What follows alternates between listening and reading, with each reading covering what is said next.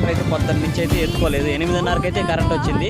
8:30 నుంచి అయితే నేనైతే రాలేదు. 10:30కి అయితే నేను వచ్చాను. 2 గంటల టైం అయితే వేస్ట్ అయిపోయింది.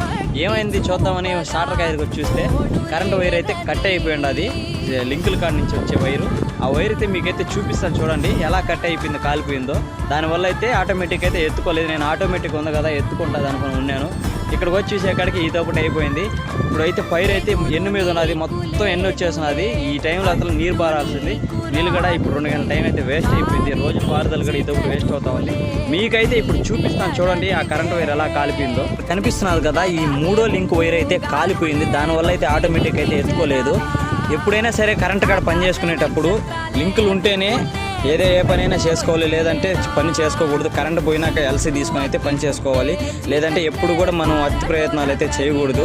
మాకైతే లింకులు ఉన్నాయి కాబట్టి మేము లింకులు తీసుకుని అయితే పని చేసుకుంటాము. మామ చూస్తున్నారు కదా ఎలా కాలిపోయిందో. ఇప్పుడైతే దీని కనెక్షన్ ఇచ్చి అయితే ఇప్పుడు మోటార్ అయితే వేయాలి. ఓకే మామ, ఉంటాను. ఈ వీడియో మీకు నచ్చినట్టయితే like and share and subscribe చేసుకోవడం మర్చిపోకండి. మన